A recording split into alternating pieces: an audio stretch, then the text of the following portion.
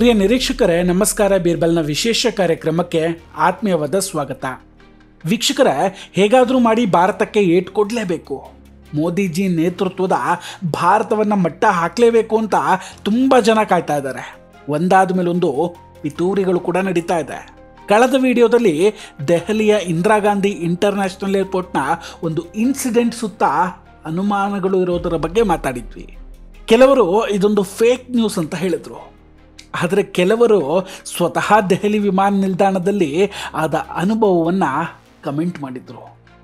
ದೆಹಲಿಯಲ್ಲಿ ಸುಮಾರು 4 ತಾಸು ವಿಮಾನ ಹಾರಾಟ ಸ್ಥಗಿತಗೊಳ್ಳುತ್ತೆ. 400 ವಿಮಾನಗಳು ನಿಂತಲ್ಲೇ ನಿಲ್ತವೆ. ಇದು ಖಂಡಿತ ಸಾಧಾರಣ ವಿಷಯ ಅಲ್ಲ, ಸಾಮಾನ್ಯ ಸಮಸ್ಯೆಯೂ ಅಲ್ಲ. ಇದರ ಹಿಂದೆ ಖಂಡಿತ ಬೇರೆಯದ್ದೇ ಕಾರಣ ಇರುತ್ತೆ. ಆಗ ಅನುಮಾನ ಮೂಡಿದ್ದೆ ಈ ಸ್ಪೂಫಿಂಗ್ ಬಗ್ಗೆ, ಆಕಾಶದಲ್ಲಿಯೇ ವಿಮಾನಗಳನ್ನು ಮಾಯ ಮಾಡುವ ಬಗ್ಗೆ. ಈ ಸ್ಪೂಫಿಂಗ್ ಅಂದ್ರೇನು ಅನ್ನೋದನ್ನು ಕೂಡ ಡೀಟೇಲ್ ಆಗಿ ನಿಮಗೆ ಹೇಳಿದ್ವಿ. ಪೈಲಟ್ಗೆ ತಪ್ಪಾಗಿ ಜಾಗದ ಸಿಗ್ನಲ್ ಕೊಟ್ಟು ವಿಮಾನವನ್ನು ಹೈಜಾಕ್ ಮಾಡೋದು. ಈಗ ಪ್ರಶ್ನೆ ಏನಂದರೆ, ಈ ಷಡ್ಯಂತ್ರವನ್ನು ರೂಪಿಸಿದ್ದು ಯಾರಿರಬಹುದು? ಅವತ್ತು ಮೋದಿಜಿ ಹತ್ತಿಗೆ ಸ್ಕೆಚ್ ಹಾಕದಂತೆ ಈಗ ಮತ್ತೆ ಮೋದಿಜಿಯನ್ನು ಟಾರ್ಗೆಟ್ ಮಾಡಿ ಈ ರೀತಿಯ ಗೇಮ್ ಮಾಡ್ತಿರೋದು ಯಾರು ಹಾಗಾದರೆ? CIA ಅಥವಾ ಚೀನಾವೋ? ಇದೆಲ್ಲದರ ಬಗ್ಗೆ ಇನ್ನೂ ಹೆಚ್ಚಿನ ಡೀಟೇಲ್ಸ್ಗಳನ್ನು ಈ ವಿಡಿಯೋದಲ್ಲಿ ನಿಮ್ಗೆ ಕೊಡ್ತಾ ಹೋಗ್ತೀನಿ. ದಯವಿಟ್ಟು ಇನ್ನೂ ನಮ್ಮ ಬೀರ್ಬಲ್ ಚಾನಲನ್ನು ಸಬ್ಸ್ಕ್ರೈಬ್ ಮಾಡಿಲ್ಲ ಅಂದರೆ ಮೊದಲು ಸಬ್ಸ್ಕ್ರೈಬ್ ಮಾಡಿ ಹಾಗೂ ಬೆಲ್ ಐಕಾನನ್ನು ಕ್ಲಿಕ್ ಮಾಡಿ. ವೀಕ್ಷಕರೇ, ಭಾರತ ಹಾಗೂ ಪಾಕಿಸ್ತಾನದ ಬಾರ್ಡರ್ನಲ್ಲಿ ನಮ್ಮ ಪ್ಲೇನ್ಗಳನ್ನು, ಫೈಟರ್ ಜೆಟ್ಗಳನ್ನು ಮತ್ತು ಕಮರ್ಷಿಯಲ್ ಪ್ಲೇನ್ಗಳನ್ನು, ನಾರ್ಮಲ್ ಪ್ಲೇನ್ಗಳನ್ನು ಹೈಜಾಕ್ ಮಾಡುವ ಮತ್ತು ಅವುಗಳನ್ನು ಕ್ರ್ಯಾಶ್ ಮಾಡುವಂತಹ ಪ್ರಯತ್ನಗಳು ಆಗಾಗ ನಡೀತಾನೆ ಇರುತ್ತೆ.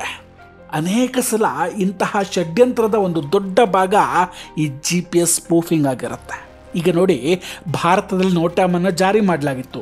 ಅರೇಬಿಯನ್ ಸೀಯಿಂದ ಹಿಡಿದು ಬೇ ಆಫ್ ಬೆಂಗಾಲ್ನ ಮಧ್ಯದಲ್ಲಿ ಗ್ವಾಲಿಯರ್, ಉತ್ತರಾಖಂಡ್, ದೆಹಲಿ, ಆಗ್ರಾ, ಒಡಿಸ್ಸಾ ಇಂತಹ ಬಹಳಷ್ಟು ಜಾಗಗಳಲ್ಲಿ ನೋಟಮನ್ನು ಜಾರಿ ಮಾಡಲಾಗಿದೆ. ಇಂಥ ಟೈಮಲ್ಲಿ ಭಾರತದಲ್ಲಿ ಒಂದು ಬಹಳ ದೊಡ್ಡ ಆಟ ಆಡುವಂತಹ ಪ್ರಯತ್ನ ನಡೀತಿತ್ತು. ಆದರೆ ನಮ್ಮ ಮೋದಿ ಅವರ ನೇತೃತ್ವದ ಸರ್ಕಾರ ಸುಮ್ಮನೆ ಕೂತ್ಕೊಳ್ಳಿಲ್ಲ.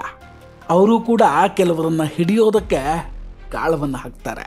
ವೀಕ್ಷಕರೇ, ಈ ಗೇಮ್ ತುಂಬ ದೊಡ್ಡದಾಗಿತ್ತು. ಈ ಬಾರಿ ಭಾರತದಲ್ಲಿ ಒಂದು ನೆಟ್ವರ್ಕ್ ಹೇಗೆ ಬಲೆಯನ್ನು ಬೀಸಿದೆ ಮತ್ತು ಅವರನ್ನೆಲ್ಲ ಹಿಡಿಯೋ ಕೆಲಸದ ತಯಾರಿ ಹೇಗೆ ನಡೀತಿದೆ, ಇದೆಲ್ಲ ತುಂಬ ಇಂಟ್ರೆಸ್ಟಿಂಗ್ ಆದಂತಹ ವಿಷಯಗಳು. ವೀಕ್ಷಕರೇ, ಈ ಬಾರಿ ಅವರು ಮುಂಬೈ, ದೆಹಲಿ, ಲಕ್ನೋ, ಜೈಪುರ ಈ 4 ಏರ್ಪೋರ್ಟ್ಗಳನ್ನು ಟಾರ್ಗೆಟ್ ಮಾಡಿದ್ರು. ಸಿಕ್ಕಾಪಟ್ಟೆ ದೊಡ್ಡ ಅಟೆಂಪ್ಟನ್ನೇ ಈ ಸಲ ಮಾಡಿದ್ರು ಅಂತಲೇ ಹೇಳಬಹುದು.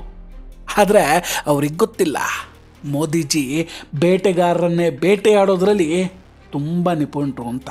ನೋಡಿ, ILA ಇನ್ಸ್ಟ್ರೂಮೆಂಟಲ್ ಲ್ಯಾಂಡಿಂಗ್ ಸಿಸ್ಟಮ್, ಇದನ್ನು ಜನರಲಿ ಲೊಕೇಶನ್ಗೆ, ಲ್ಯಾಂಡಿಂಗ್ಗೆ ಅಂತ ಬಳಸ್ತಾರೆ. ಆಲ್ರೆಡಿ ಹೇಳಿದ್ವಿ, ನೋಟಾಮ್ ಜಾರಿ ಮಾಡಿರುವ ಟೈಮಲ್ಲಿ GPS ಸ್ಪೂಫಿಂಗ್ ಆಗಿರೋದನ್ನು. ನೋಡಿ, ಏರ್ಲೈನ್ಸ್ಗಳು ಈ ILSಗಿಂತ ಜಾಸ್ತಿ ಡಿಪೆಂಡ್ ಆಗೋದು GPS ಮೇಲೆ. ನಾವೀಗ ನೋಡಬೇಕಾಗಿರೋದು ಇವರ ಈ ಪ್ರಿಪರೇಷನ್ ಎಷ್ಟು ಚೆನ್ನಾಗಿತ್ತು ಅಂತ. ಅಂದರೆ ನೋಟಾಮ್ ಟೈಮಲ್ಲೇ ಇಂಥದ್ದೊಂದು ಸ್ಪೂಫಿಂಗ್ ಪ್ಲ್ಯಾನಿಂಗ್ ಹೇಗೆ ನಡೆಯುತ್ತೆ ಅನ್ನೋದನ್ನು. ಹಾಗಂತ ಇದೆಲ್ಲವನ್ನು ಕೂಡ ಅವರೇನು ತುಂಬ ಸಮಯ ತಗೊಂಡು ಮಾಡಿಲ್ಲ. ಕೇವಲ 2ರಿಂದ 3 ದಿನಗಳಲ್ಲಿ ಮಾಡಿರುವಂತಹ ಶಂಕೆ ಇದೆ. ಅವರು ಆಲ್ರೆಡಿ ಎಲ್ಲದಕ್ಕೂ ರೆಡಿಯಾಗಿದ್ದರು. ಎಲ್ಲ ಎಕ್ವಿಪ್ಮೆಂಟ್ಗಳು ಕೂಡ ರೆಡಿಯಾಗಿದ್ವು.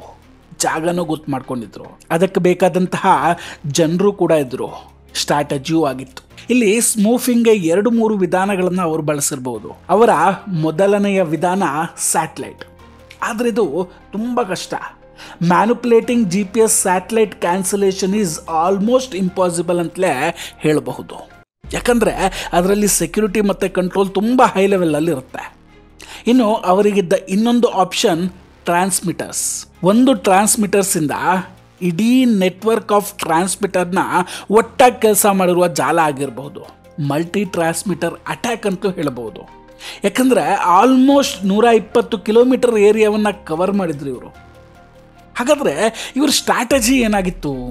2 ಆಪ್ಷನ್ ಇದೆ, ಸ್ಪೆಷಲಿ ಅರ್ಬನ್ ಎನ್ವೈರ್ಮೆಂಟ್. ಒಂದು mobile units of radio transmission, ಇನ್ನೊಂದು ರೂಫ್ ಟಾಪ್ಸು. ರೂಫ್ ಟಾಪ್ಸ್ ಅಂದರೆ ಸಣ್ಣ ಸಣ್ಣ ಕಟ್ಟಡಗಳ ರೂಫ್ ಟಾಪ್ಸ್ ಅಲ್ಲ, ಎತ್ತರದ ಕಟ್ಟಡಗಳ ರೂಫ್ ಟಾಪ್ಸ್ ಆಗಿದೆ. ಅವೆಲ್ಲವನ್ನು ಒಟ್ಟುಗೂಡಿಸಿ ಮಲ್ಟಿ ಟ್ರಾನ್ಸ್ಮಿಟರ್ ಹಬ್ಬನ್ನು ಮಾಡಲಾಗಿರಬಹುದು. ಇದರಿಂದಲೇ ಈ ಸ್ಪೂಫಿಂಗ್ ನಡೆದಿರ್ಬೋದು. ಮತ್ತೊಂದು ಆಪರೇಷನ್ ಏನಂದರೆ ಡ್ರೋನ್ಸ್ ಅಥವಾ ಆಲ್ಟಿಟ್ಯೂಡ್ ಬಲೂನ್ಸ್ಗಳನ್ನು ಸ್ಪೂಫಿಂಗ್ನ ಹಾರ್ಡ್ವೇರ್ಗಳ ಜೊತೆ ಸಜ್ಜುಗೊಳಿಸ್ಬೋದು. ಆದರೆ ಅವುಗಳನ್ನು ಡಿಟೆಕ್ಟ್ ಮಾಡೋದು ಮತ್ತು ಟಾರ್ಗೆಟ್ ಮಾಡೋದು ತುಂಬಾ ಸುಲಭ. ಸೊ ಅದನ್ನು ಅವರು ಬಳಸಿರೋದಕ್ಕೆ ಚಾನ್ಸಸ್ ತುಂಬ ಕಡಿಮೆ ಇದೆ. ಹಾಗಾದರೆ ಇಷ್ಟೆಲ್ಲ ಪಿತೂರಿಯನ್ನು ಇವ್ರು ಎಲ್ಲಿಂದ ಮಾಡಿರ್ಬೋದು? ಆಬ್ವಿಯಸ್ಲಿ ಮತ್ತೆಲ್ಲಿಂದ? ಪಕ್ಕದ ಪಾಕಿಸ್ತಾನದ ಕಡೆಯಿಂದ. ಇದುವರೆಗೆ ಪಾಕಿಸ್ತಾನ ಸೈಟ್ಸ್ನಲ್ಲಿಯೇ ಅನೇಕ ಸ್ಪೂಫಿಂಗ್ ಇನ್ಸಿಡೆಂಟ್ಗಳಾಗಿರೋ ಉದಾಹರಣೆ ಇದೆ. ಪಾಕಿಸ್ತಾನದ ಸಹಾಯದಿಂದಲೇ, ಅದರಲ್ಲೂ ಪಾಕಿಸ್ತಾನ ನೀಡಿರುವಂತಹ ಟ್ರೈನಿಂಗ್ನಿಂದಲೇ ಇದು ಸಾಧ್ಯ ಆಗಿರಬಹುದು. ನೋಡಿ, ಇದೊಂದು ಸೂಕ್ತ ಸಮಯ ಅಂದ್ಕೊಂಡು ಟಾರ್ಗೆಟ್ ಮಾಡ್ತಾರೆ. ಸೂಕ್ತ ಸಮಯ ಯಾಕೆ ಅಂದರೆ ILS instrumental landing system down ಇದ್ದಾಗ ಸ್ಪೂಫಿಂಗ್ಗೆ ಒಳ್ಳೆಯ ಟೈಮ್ ಆಗಿರುತ್ತದು. ILS ಕೆಲವು ಸಮಯದವರೆಗೆ ಆಫ್ ಆಗಿರುತ್ತೆ ಅಂತ ಅನೌನ್ಸ್ ಮಾಡಲಾಗಿರುತ್ತೆ. ಈ ಟೈಮಲ್ಲಿ ಫ್ಲೈಟ್ಸ್ಗಳೆಲ್ಲ ಕೂಡ GPS ಮೇಲೆ ಡಿಪೆಂಡ್ ಆಗ್ತವೆ. ಸೊ ಇದು ರೈಟ್ ಟೈಮ್ ಅಂತ ಅವರಿಗೂ ಚೆನ್ನಾಗಿ ಗೊತ್ತಿದೆ. ಇದರಿಂದ ಮಿಸೈಲ್ಗಳನ್ನು ಬಳಸದೇನೆ ನಮ್ಮ ದೇಶದೊಳಗೆ ವಿಧ್ವಂಸಕ ಕೃತ್ಯಗಳನ್ನು ಮಾಡೋ ಷಡ್ಯಂತ್ರ ಆಗಿತ್ತು ಅವರದ್ದು. ಅಕಸ್ಮಾತ್ ಇದೇನಾದರೂ ಸಕ್ಸಸ್ ಆಗಿದ್ರೆ ಯಾವ ಲೆವೆಲ್ಗೆ ಹೋಗ್ತಿತ್ತು ಅಂತ ಜಸ್ಟ್ ಇಮ್ಯಾಜಿನ್ ಮಾಡ್ಕೊಳ್ಳಿ. ನೋಡಿ, ಅಹಮದಾಬಾದ್ನ ವಿಮಾನ ದುರಂತವೂ ಕೂಡ ಇದೇ ಆ್ಯಂಗಲ್ನಲ್ಲಿ ನೋಡಲಾಗ್ತಿದೆ. ಅಲ್ಲದೆ ಕೆಲ ದಿನಗಳಿಂದ ಭಾರತದ ಅತ್ಯಂತ ಜನನಿಬಿಡ ವಿಮಾನ ನಿಲ್ದಾಣದಲ್ಲಿ, ಜೊತೆಗೆ ಭಾರತ ಮತ್ತು ಪಾಕಿಸ್ತಾನದ ಗಡಿಯಲ್ಲಿ ಈ ತರಹದ GPS ವಂಚನೆಗಳು ಕಂಡುಬರ್ತಾ ಇದೆ. ಇದರಿಂದ ಏನು ಬೇಕಾದರೂ ಆಗಬಹುದಾಗಿತ್ತು. ಬಟ್ ಅದೃಷ್ಟವಶಾತ್ ಅದೆಲ್ಲವನ್ನ ಯಾವುದೋ ಒಂದು ಶಕ್ತಿ ತಡೆದಿದೆ. ಜಸ್ಟ್ ಇಮ್ಯಾಜಿನ್, 400 ಫ್ಲೈಟ್ಗಳು ಗ್ರೌಂಡೆಡ್ ಇಲ್ಲ ಅಂತಾಗಿದ್ರೆ, ಅವುಗಳೇನಾದರೂ ಆಕಾಶದಲ್ಲಿ ಫ್ಲೈಯಿಂಗ್ ಮಾಡ್ತಾ ಇದ್ದಿದ್ರೆ ಅದರ ಪರಿಣಾಮ ಏನು ಬೇಕಾದರೂ ಆಗಬಹುದಿತ್ತು. ನಾವು ನೀವು ಊಹೆ ಮಾಡೋಕೆ ಆಗದೇ ಇರುವಂತಹ ಘಟನೆ ನಡೆದರೂ ಅಚ್ಚರಿ ಇರ್ತಿರಲಿಲ್ಲ. ಭಾರತ ಸರ್ಕಾರ ಇದೆಲ್ಲವನ್ನು ಕೂಡ ತುಂಬ ಚೆನ್ನಾಗಿ ಹ್ಯಾಂಡಲ್ ಮಾಡ್ತಾ ಇದೆ. ಇದಕ್ಕೂ ಸ್ಟಾರ್ಲಿಂಕ್ಗೂ ಸಂಬಂಧ ಇದೆಯೋ ಅನ್ನೋ ಮಾತುಗಳು ಕೂಡ ಈಗ ಕೇಳಿಬರ್ತಾ ಇದೆ. ಕಾದು ನೋಡೋಣ, ಮುಂದೆ ಇದರ ಬಗ್ಗೆ ಇನ್ನೂ ಅನೇಕ ರಿಪೋರ್ಟ್ಗಳು ಬರಬಹುದಾ ಅಂತ. ಒಂದಂತೂ ಸತ್ಯ, ಭಾರತ ತುಂಬಾ ಎಚ್ಚರಿಕೆಯಿಂದ ಇರಬೇಕಾಗಿರೋ ಟೈಮ್ ಇದು. ಭಾರತದಲ್ಲಿ ಇದ್ದುಕೊಂಡೇ ಭಾರತದ ವಿರುದ್ಧ ಕೆಲಸ ಮಾಡ್ತಿರೋ ಬಗ್ಗೆ ತುಂಬಾ ಗಮನ ಕೊಡೋದು ಅವಶ್ಯಕವಾಗಿದೆ ಭಾರತ ಸರ್ಕಾರಕ್ಕೆ. ವೀಕ್ಷಕರೇ, ಇದೆಲ್ಲದರ ಬಗ್ಗೆ ನಿಮ್ಮ ಅಭಿಪ್ರಾಯ ಏನು? ದಯವಿಟ್ಟು ಕಮೆಂಟ್ ಮಾಡಿ ತಿಳಿಸಿ. ನಾವು ಕೊಟ್ಟಂತಹ ಮಾಹಿತಿಗಳು ನಿಮಗೆ ಇಷ್ಟ ಆಗಿದರೆ ದಯವಿಟ್ಟು ವಿಡಿಯೋವನ್ನು ಲೈಕ್ ಮಾಡಿ ಹಾಗೂ ಶೇರ್ ಮಾಡಿ. ಇನ್ನೂ ಕೂಡ ನಮ್ಮ ಬೀರ್ಬಲ್ ಚಾನಲನ್ನು ಸಬ್ಸ್ಕ್ರೈಬ್ ಮಾಡಿಲ್ಲ ಅಂದರೆ ದಯವಿಟ್ಟು ಸಬ್ಸ್ಕ್ರೈಬ್ ಮಾಡಿ ಹಾಗೂ ಬೆಲ್ ಐಕಾನನ್ನು ಕ್ಲಿಕ್ ಮಾಡಿ. ನಮಸ್ಕಾರ, ಟೇಕ್ ಕೇರ್ ಆ್ಯಂಡ್ ಬಾಯ್ ಬಾಯ್. ಮತ್ತೆ ಭೇಟಿಯಾಗೋಣ. ಜೈ ಹಿಂದ್.